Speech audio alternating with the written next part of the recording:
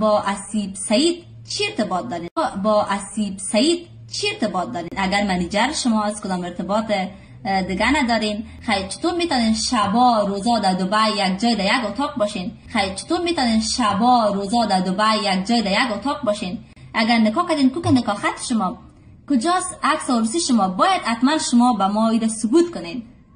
ما شنیدیم که اسیب سعید یک خانم داره و او خانمش ایلا کرده از خاطر پیسه شما بر ازنا پیسه میگیرین از او خاطر، و او تفلکاش میگه که پدر و اسیب سعید روی خود تر دور میته تیر میشه، نمیگه که من اولاد دارم. خانم نازنین خود ایلا کرده. شرم از برات اسیب سعید، بسیار شرم از بر شما. کوشش کنید که خود اصلاح بسازین. و آریانا سعید بر شما هم شرم است. شما این کار باید نکنین در زندگی.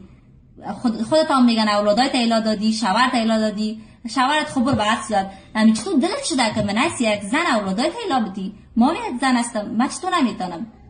خجالت بکش، شرم از براتان.